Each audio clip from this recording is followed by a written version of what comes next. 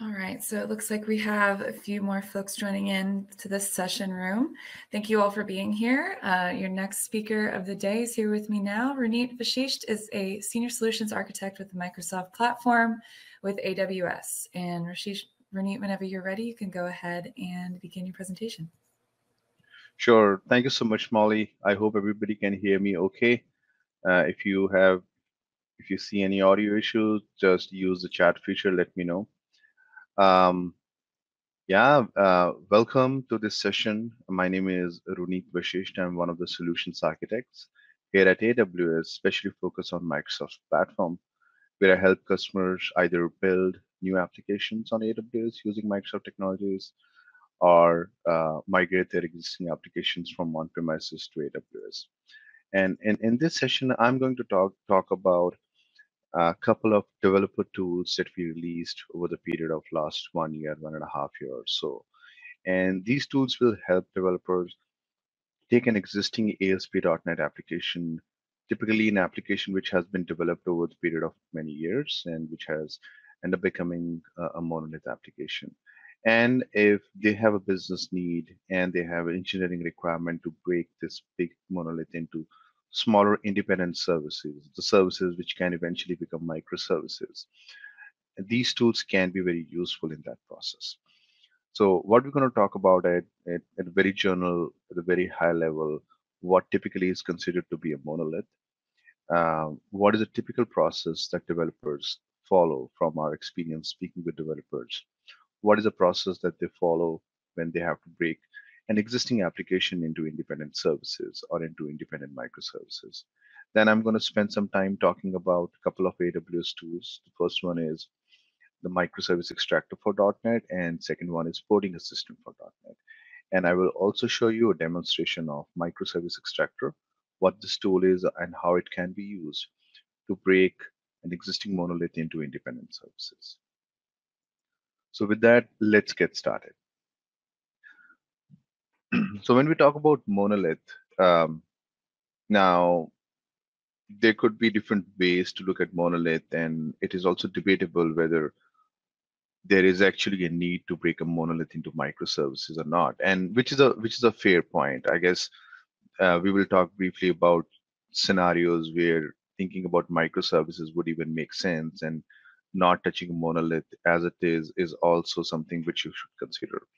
But typically, if you look at a software development lifecycle, and this is I'm generalizing a lot of stuff here. It may not be exactly your scenario, but in a lot of cases, and this is from my own experience as well as a software developer, when we start with a concept of, or an idea, we typically start with a simple application which has one database.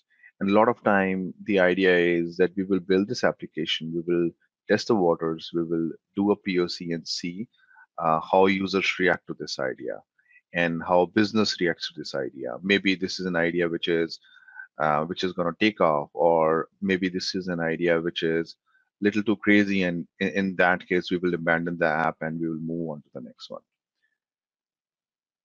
uh, and a lot of time what happens is somebody will review the app, users will test the app, and they will raise a product feature request. They will say that, hey, what you made is good, but what if you add these couple of other things as well? And as a software developers, we are working for our customers, we're working for the business. We want to make great softwares, we want to follow all the best practices, but a lot of time we have to pick between business priorities versus following best engineering practices. And a lot of time we do create a backlog of coming back and refactoring the code and make sure that all of our code is modular, everything can run independently. But more often than not, we have to prioritize business requirements as well. And before we know, what we have is different layers of features sitting on each other, sometimes more than one databases, which are part of our applications. Now, a lot of time, it is okay to be here because there is a reason why we have built application this way. Maybe it has not happened in a matter of a day or a week. It has happened over the period of many years, and perhaps this was the best way to develop the application in last 10 years. A lot of time, this is an application which you have inherited. This is an application which has organically grown because of multiple engineering teams, multiple developers who worked on the application, and each engineer, each team who worked on the application used their best judgment to come up with what is best at that time. Now, when you have an application which is essentially multiple layers of modules sitting on each other, communicating one or more databases, this is where we have seen a lot of our customers thinking about whether they should break this application into independent components. Why would they think about it? And is it something which is for every customer? Is it for every developers? The answer is it would depend. Why would it depend? It would depend because let's assume that this is an application which was built using technologies which may not be latest anymore. Maybe these are the technologies which were good enough 20 years, 15 years ago, but a lot has changed now. And in that case, maybe you don't want to touch this existing application. You might like to just keep it as it is and start afresh if you're working on a newer version of application. The second scenario where you may not like to modify this at all is if this is an application which is not changed often. Yes, in last decade, maybe there were more and more features of the applications, but not anymore. Now, this is an application which is currently in a sunset mode. Not a lot of development is happening. Not many things are getting added in this application. And in that case, what you may like to do is just keep that application as it is and perhaps not make any changes. Third scenario is maybe the application needs to get updated. You are making changes to the application, but these changes are not very often. There is only one small team who's making these changes, and they make changes perhaps once in a quarter. And whenever those changes are made, you will deploy that application. Um, the another aspect that you have to think is scalability. Um, is this application used by a specific number of users who do not have to have scaling of or users who just need predictable scaling. You just need one or two servers. You really don't need scaling of an enterprise magnitude where one part of application needs to be scaled on perhaps 10 servers or 10 containers, whereas other parts of applications perhaps don't need scaling. So scaling is another factor where you have to think whether you want to keep this application as it is or not. On the contrary, if this is an application which is actively being developed, and now you have multiple teams who are working on multiple parts of these applications, you'd want to deploy this application or parts of the application pretty frequently. You are looking to scale the applications. You're looking at scaling parts of the applications independently from other parts of the application. In those scenarios, perhaps it makes sense to think about breaking the application so that each component can be developed separately, each component can be deployed separately, and it can be scaled separately from the rest of the components. Now, when you think about it, when you think about breaking your application and breaking into specific modules, one of the design patterns which is used very often is um, uh, using microservices. Microservices is a concept where you don't have one piece of deployment, or your application is not is a single piece of deployment. Rather, your application is distributed into multiple smaller application and services which talk to each other either synchronously or asynchronously. And all of these parts can be deployed separately, and as I mentioned, these can be developed separately. And usually, because two services communicate with each other either through REST APIs for synchronous communication or for message-based communication for asynchronous communication, even the technologies used in the microservices can be very different. You could have one microservice developed by team A, which could be perhaps in .NET framework, and maybe a new team comes along and they build a newer version of microservice or a new microservice altogether using .NET Core. The advantage of this approach is um, uh, you can take benefits from um, you, when you think about an approach with microservices, the benefit is now you can start taking advantage of more cloud native services, services such as containers, such as serverless. And what that also allows is now that your application is modular, when you think about microservices, you're thinking about modular application. It allows you to experiment quickly with your applications. For example, if let's say you have an e-commerce application and there is part of e-commerce application which is already microservices, and you're thinking about experimenting with a feature in that part without impacting the rest of the application, you can just modify that particular component and see how it goes, how users accept that component. And if it works, great. If it doesn't work, you can just roll it back. Another one I talked is scalability. If for an e-commerce application, again, if you have a shopping cart running as completely independent service, or inventory which is running as a completely independent service, the unit of scale for inventory could be very different than the unit of scale for shopping cart.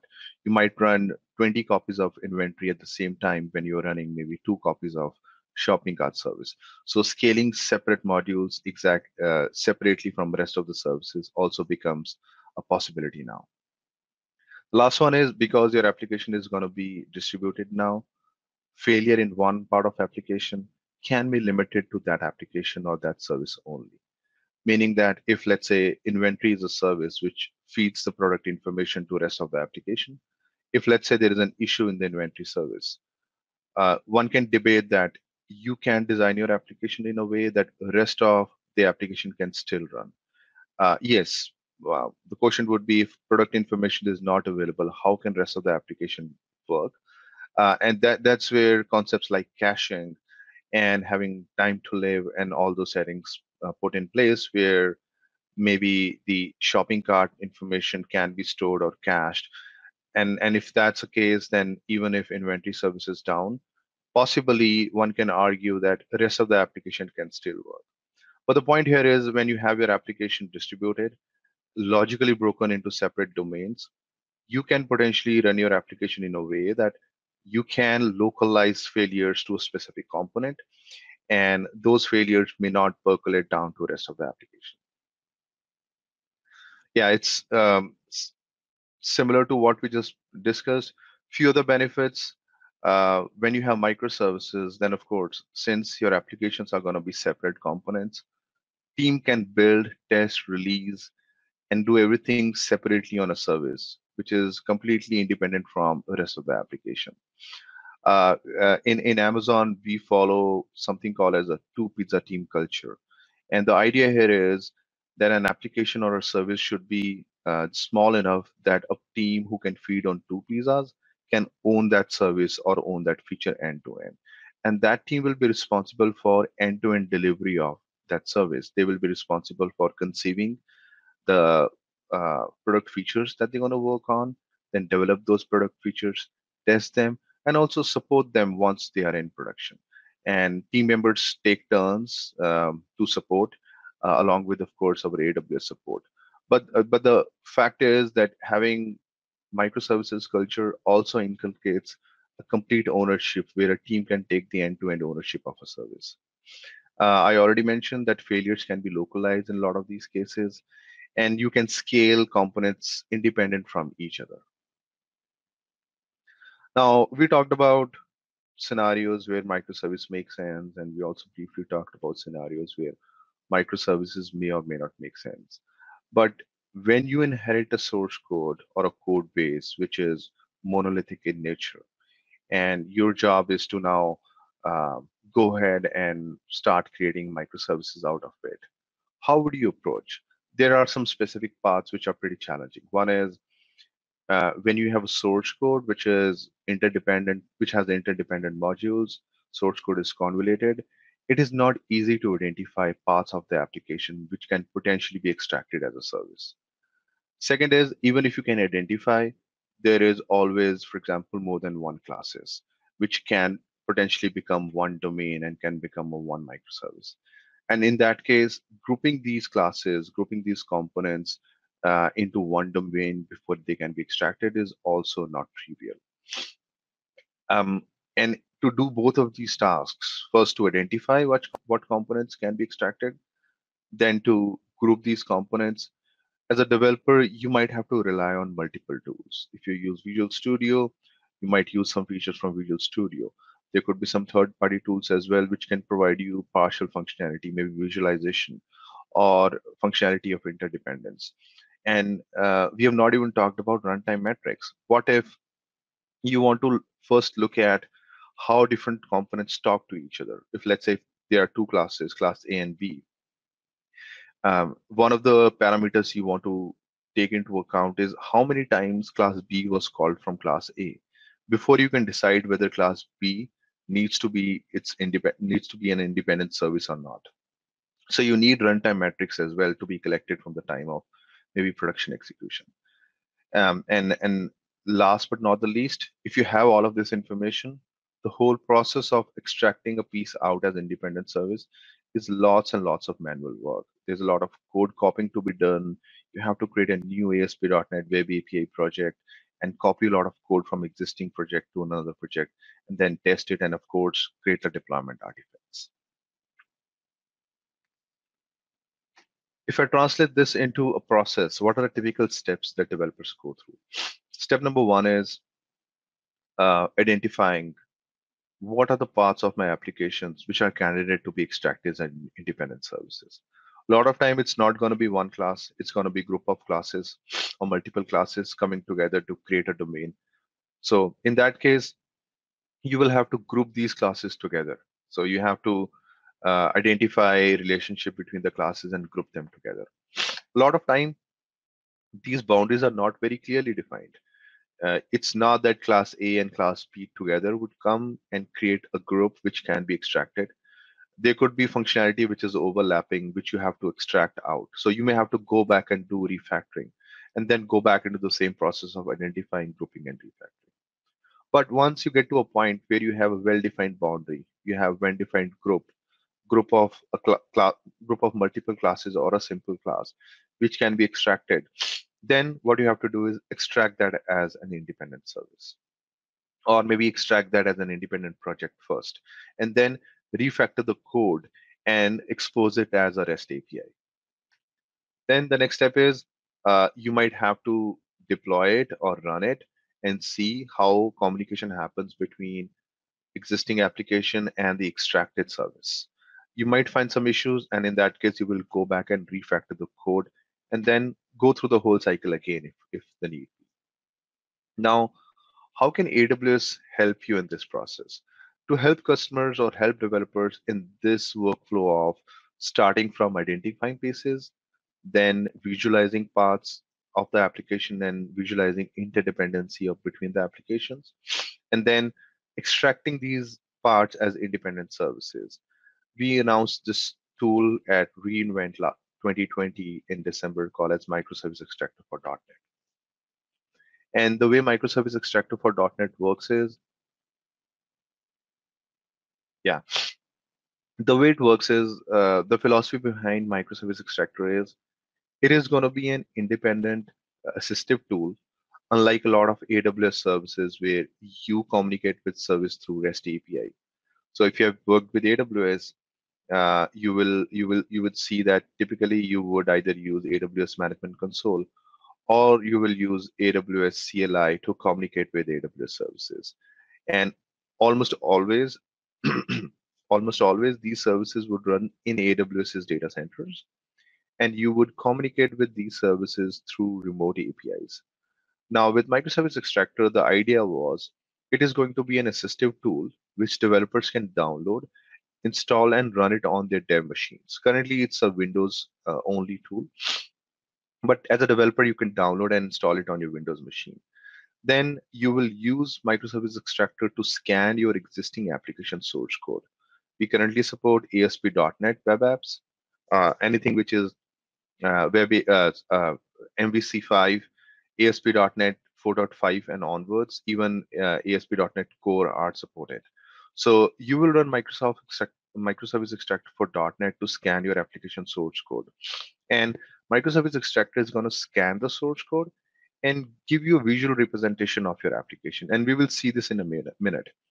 In the visual representation, you will see different modules or different classes of your application. and you can see the interdependency between these classes. And we will see in just a demo, in just a minute, in a quick demo, how you can visualize these classes. Then the next thing it can do is help you um, um, group related classes into a one group and then extract that group as an independent service. So a lot of steps that we just talked about in this workflow, which is identifying parts of application and identifying potential candidates. Second is grouping these candidates or grouping parts of your application and creating uh, a well-defined domain which can be extracted as a separate service. Then the other part is extract. Extract is a process of microservice extractor, as the name suggests, where it can create an independent web API, ASP.NET Web API project, where the extracted classes are exposed as REST APIs. And other thing which it can do, which is currently highlighted partially, is called refactor. So post extraction, it will not only extract part of your application as an independent API, REST API, but it will also try to refactor your existing application code and convert those old or existing local calls into remote calls post extraction. Now, one caveat or one thing to keep in mind is Microservice Extractor is not a turnkey solution. It is designed to help you, or it is an assistive tool which is designed to help you in this journey. So you might have to go through the same loop again multiple times. You may still have to do the testing. You may have to come back and do refactoring again, and then do extraction, do deployment, and then do a little more refactoring. Keep that in mind. And otherwise, it's a tool which can help you with a lot of steps. With that being said, let's quickly take a look at Microservice Extractor. Let's see Microservice Extractor in action, and then we can go from there. All right. So to work with Microservice Extractor, I have this virtual machine where I have already downloaded and installed Microservice Extractor for .NET. And if you're starting for the first time, what you can do is you can go to AWS's website and search for AWS Microservice Extractor. And you will be directed to the Microservice Extractor's website. And on the homepage itself, you will be able to download and you can start with the Microservice Extractor for .NET by clicking on the download button. Now, once you have downloaded and installed Microservice Extractor, this is how the home screen is going to look like. It's going to give you some information about how it works. Essentially, what we just discussed, it's going to talk about the same workflow.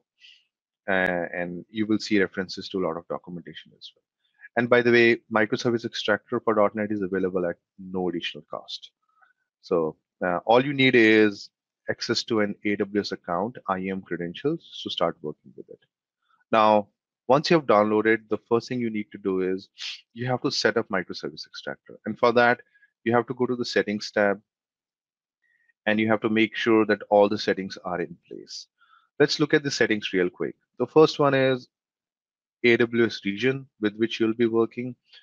This need not to be the region where you're developing your applications. Perhaps you have your production workloads running in London region, which is completely fine. These two regions are where Microservice Extractor for .NET exposes some of its APIs, and for this tool to run, the access to those APIs are required. So you can choose either US East 1 or West 2. Second one is AWS name profile. These are the credentials, IAM credentials that you have to provide, AWS access key ID and secret access key. And this is the only AWS service specific thing that you would require. And this will make sure that the user who is using AWS Microservice Extractor for .NET has the right permissions to work with this tool from AWS services perspective. Once that's done, the next one you have to provide is a working directory. Working directory is a temporary space which Microservice Extractor is going to use. As I mentioned, this tool is going to scan your application source code and then scan the application source code and identifying different parts of application. And for that purposes, Microservice Extractor for .NET never makes changes in place in your source code. It's going to copy the source code in this working directory and then make those changes in this working folder. The last one you require is MS Build, because as part of the onboarding process, scanning the application source code and identifying dependency between different classes of the application, Microservice Extractor is going to build your application and then identify parts. And for that, it is going to access or it is going to need MS Build. So one of the prerequisites is you should have MS Build installed on your machine. If you're running it on a machine which has Visual Studio, like in my case, I have Microsoft Visual Studio 2019 installed. MS Build is installed by default along with Visual Studio, and Microservice Extractor should be able to identify, detect MS Build, and pick the path automatically. And another setting is to share usage data with AWS. Microservice Extractor does not share any uh, uh, source code or any PII information. It is going to use statistics around the usage data, and if there were any failures, then it can potentially share some error logs with AWS.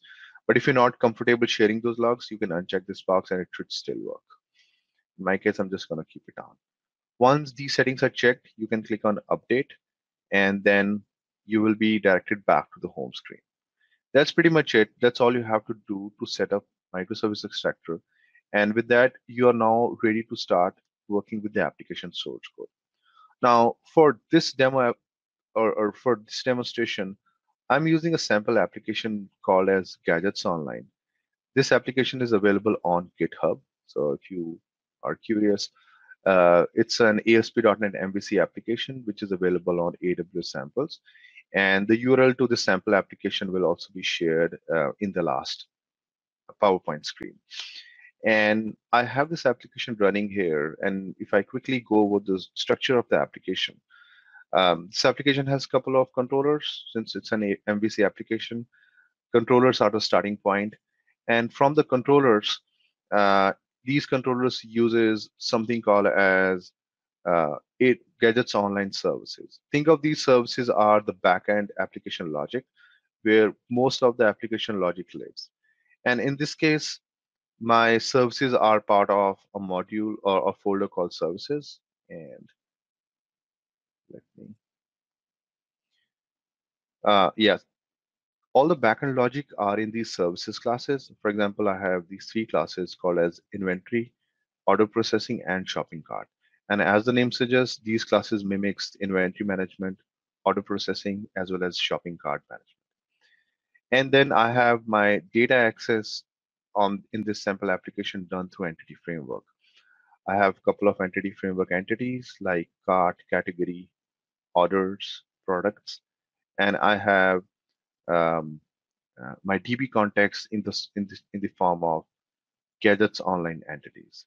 Now, at the runtime, this application looks something like this. Let me just go to the home page. So this application shows some information at the home page. It shows name of categories on the left, and it shows some product information at the bottom. The best-selling products are shown at the bottom. You can click on the product, look at the product information. You can click and add these products to the cart. Not very complicated, simple enough application, but it has a use case similar to a real-world application. Now, like any e-commerce application, you can imagine that when users are spending time buying stuff online, they spend less time adding stuff into the cart and more time browsing through the content, looking at the product information, looking at sometimes product reviews, looking at what is the cost, comparing products with each other. And a lot of this information comes from the inventory service. Like in this case, the list of all the categories on the left, as well as all the information of the products are coming from this service called inventory.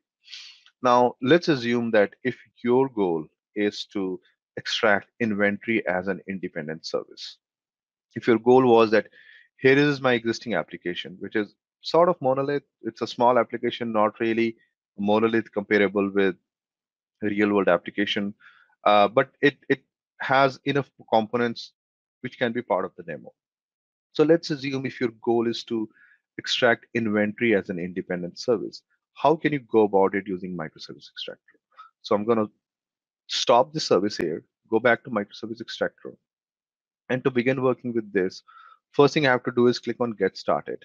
And you will see information about workflow, which is what are different stages through which Microservice Extractor can take me through. Now, first thing I have to do to work with this is to onboard the application. So to onboard the application, I have to click on Onboard Application button, give my application a name, like it could be Gadgets Online. Then I have to have access to the source code, and I have to point Microservice Extractor to the source code of my application. And the way you will do it is you will have to point to the SLN or the solution file of your application and click on Open. Then there are a couple of other optional settings.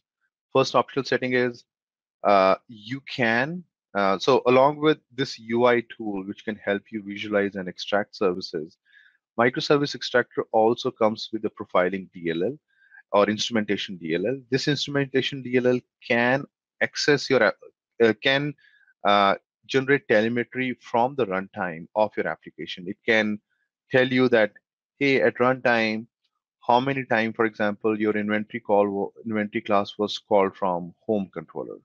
Similarly, from inventory class, how many times your DB context was invoked, so on and so forth. So it can essentially get you data about communication between different classes.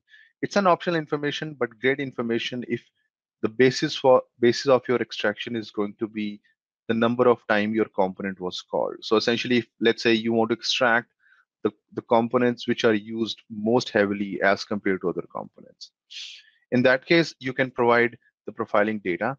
In my case, I do have some profiling data captured, and profiling data comes in the CSV format, so I can provide that one. The last option is something called as portability.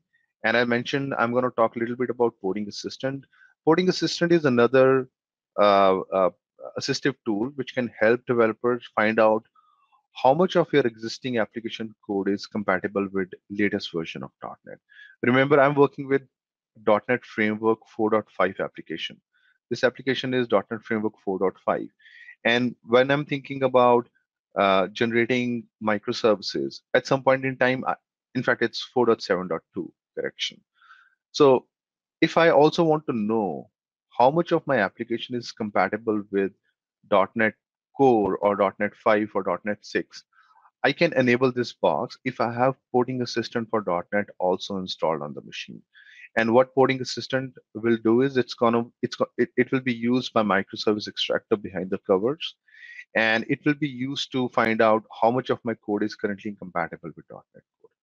With this setting, you can click on Onboard Application. Now, the onboarding process takes some time. As I mentioned, the code will be copied to the temporary working directory. Then the code will be compiled. Then different parts of the application are identified. And then they are visually represented as a graph. And this can take a couple of minutes, I'm sorry. But in best interest of time, what I've done is I have already onboarded the same application called Gadgets Online. And once it is onboarded, you will see the status as success. When it is in process, I think you want to see this status showing as onboarding. Now, once your application is onboarded, you're ready to go to step number 2, which is launch visualization. This is where I can see different parts of my application in a graph. So to do that, I'm going to click on my application and click on launch visualization. Now, what you see with launch visualization is it is going to show you all the classes in your application and interdependence between these classes. Let's zoom into one of the classes here. Now, let's take, for example, so in my case, inventory was a class which I was interested in extracting, right? So here is a node which is represented as inventory.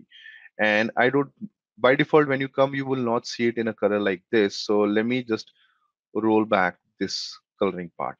Okay, yeah. So the first time when you will come on the screen, this is how it will look like. And if I click on inventory node, you will see a couple of things. One is you will see some incoming arrows in blue, and you would see some outgoing arrows in orange. incoming arrows show the incoming dependency. If I zoom back out, I would see that currently I have these three controllers: my shopping cart controller, the one here at the top, and store controller and home controller.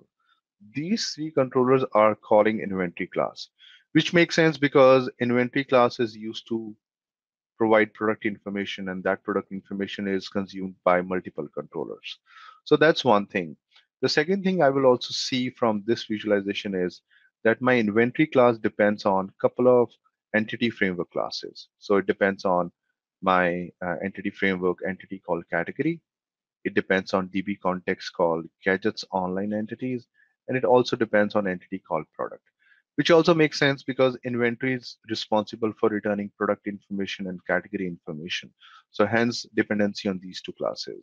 And it uses DB context to get this information from the data. So it also makes sense that it has dependency on gadgets online. Now, in my case, I also had migrations enabled. So you do see that my inventory also depends on my migrations.configuration class, but in this case, it will not matter. Now, another important thing is, remember, I told you about the uh, runtime profile. So if I hover over, uh, oops, for some reasons, let me try one more time.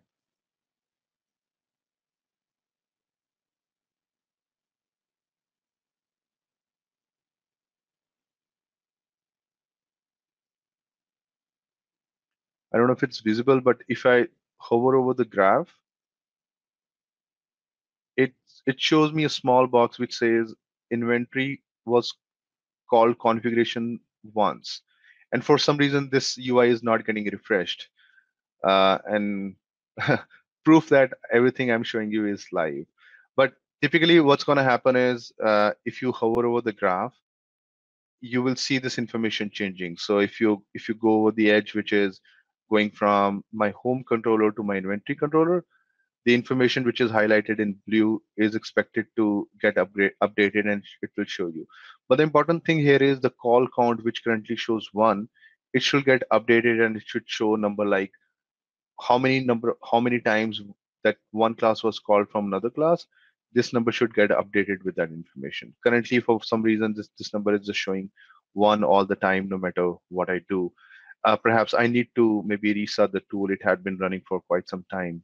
So perhaps a visual bug somewhere in the visualization here.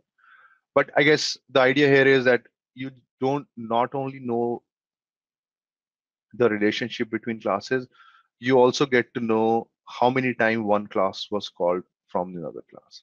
Now, maybe you're working with an application which has a lot more classes than just this. And this visualization may not be the ideal visualization for you to begin with. In that case, you have a couple of options. One is you can look up your classes by searching for them. For example, if you know which class you want to extract, you can search for the class name. In this case, if I'm searching for inventory, I can look it up and my inventory class will be selected. Or if you want to visualize your classes by namespaces, then also you can go to the alternate visualization at the top. Sorry about that.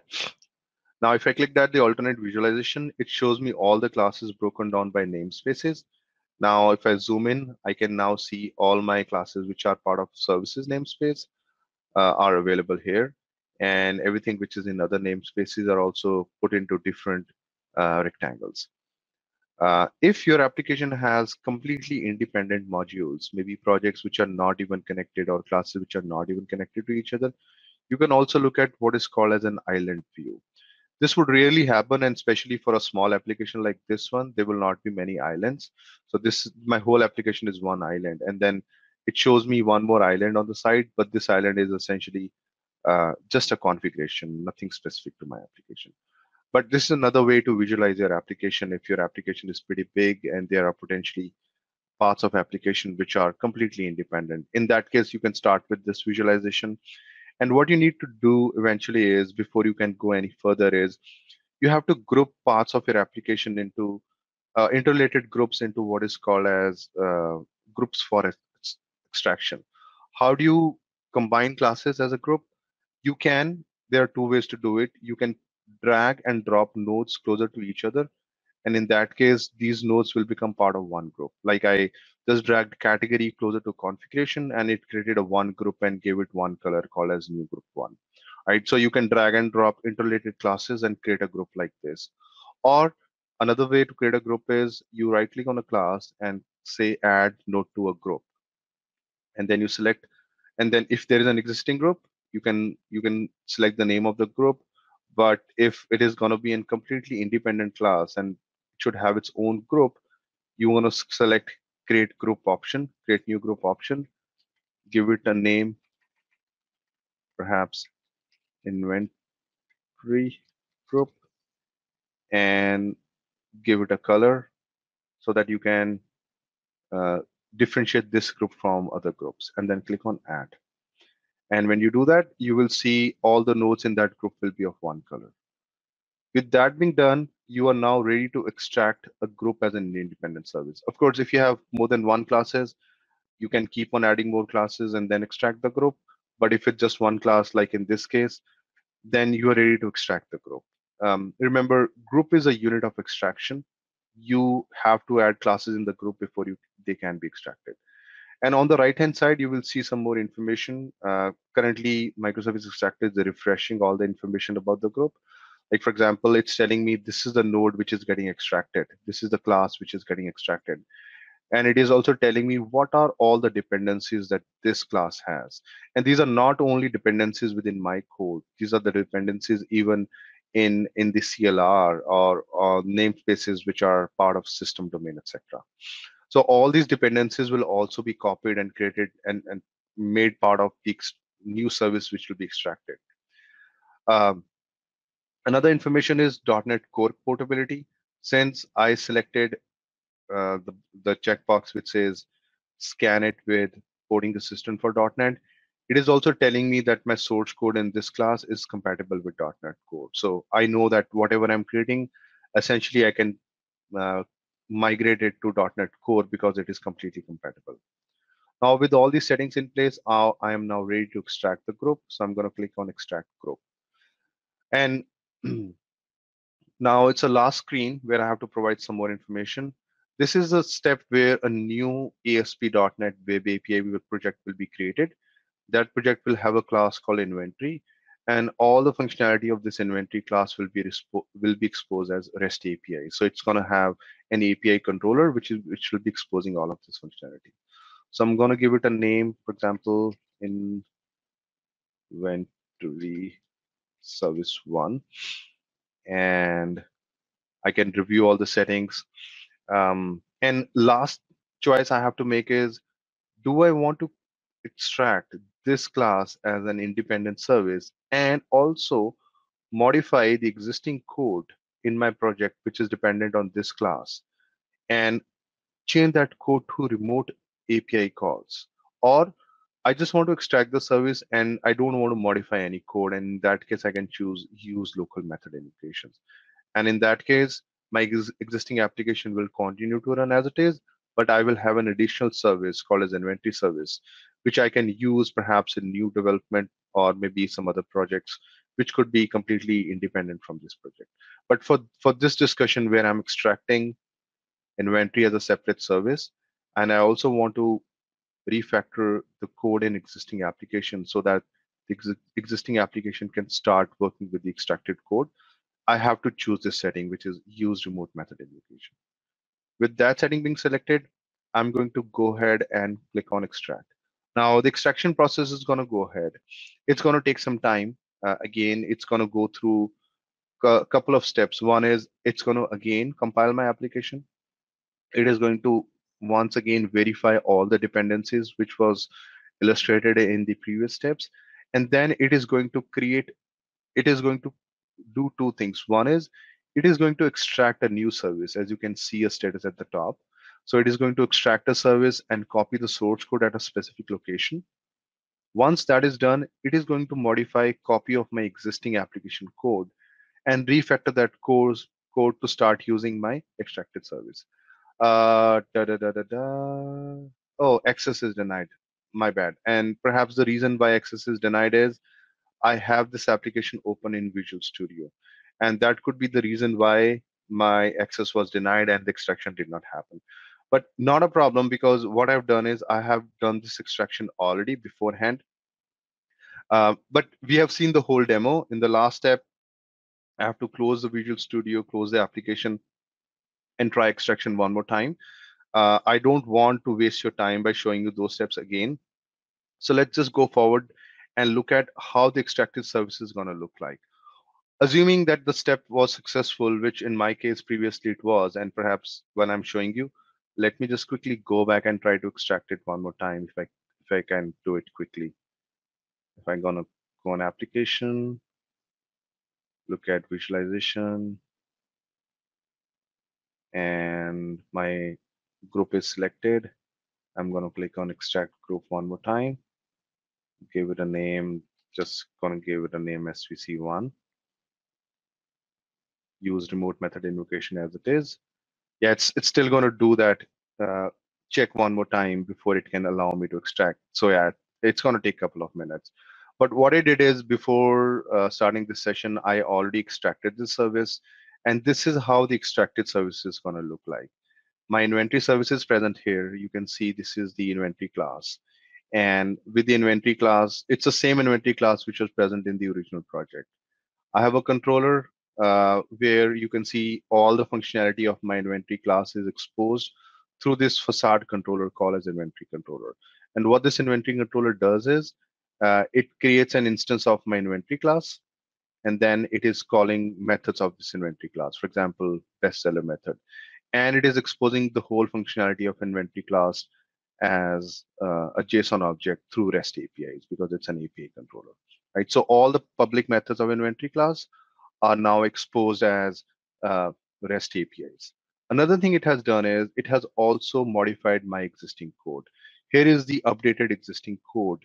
And one thing you would notice here is, which is not present in the original code, there's an endpoint adapter which is created. So it has a web.config. Oops. All right, looks like during the cleanup process, it has removed it. But yeah, I think I'm not able to open the files here. But the point here is you will have a web.config, which will show you the configuration where you can point to your endpoint where your REST API is going to run. And it has also modified the home controller. And the home controller will also have the calls modified. Rather than making local calls, it is going to make remote calls now.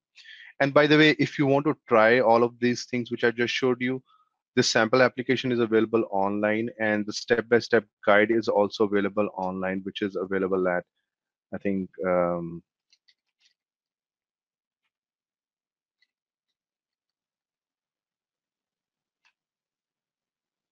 yeah, here's an AWS workshop, and the URL is bit.ly/extractor, and where we have the step-by-step guide of how you can start with the same application and how you can create your application in the end.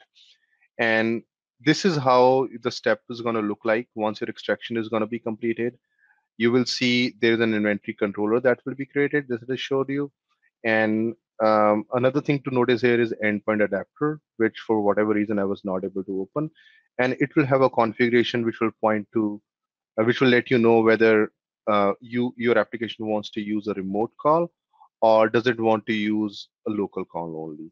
And you can provide link to your remote API in the endpoint connection string configuration.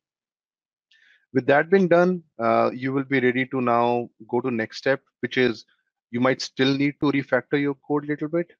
In this case, my API is returning entity framework objects, and it is a known issue that when you try to return entity framework objects as JSON, there could be serialization issues. So you might need to do some refactoring post this step. But in the end, you will have this extracted service as well as you have your existing application which has been modified.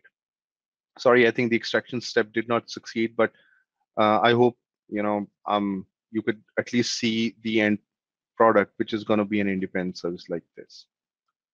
With that, a couple of other important things to keep in mind. We currently support .NET Framework 4.5 and later version. With .NET Core, you can work with .NET 3.1, 5, and 6. We only support ASP.NET Web Apps right now. We don't support web forms or even Razor pages. Currently, it works only with C#. So if you have an application with VB.NET, you might have to wait until that support is released. And right now, you might have to still do the same process on the databases yourself. Microservice Extractor will not be able to extract your databases into independent services. Once you're done with this step, you might like to now, let me just quickly go to the next step. You might like to look at Porting Assistant for .NET.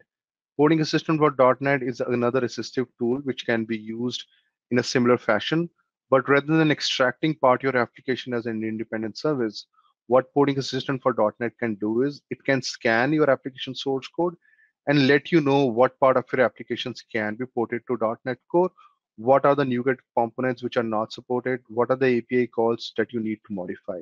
So it can help you and assist you in the whole porting process going from .NET Framework to .NET Core. With that being said, these are the useful resources from today's session. So if you want to take a look at the workshop that I quickly showed you, the link for that is present here. The sample application that I showed, if you want to take a look at it, it's available as sample.NET application on GitHub. The getting started documentation, how you can download and start with Microservice Extractor, that link is also available here. And if you want to have more information on Porting Assistant, it can be found on the other link. With that, that's pretty much all I had to cover. I'm happy to stay back if there are any questions. You can post your questions on the chat window, but for the presentation, this is where we conclude. And again, thank you so much for your time. My name is Runeet. I'm a solutions architect. I'm available on Twitter and LinkedIn if you want to connect, and happy to stay connected and know your use cases and see how we can help you. Thank you.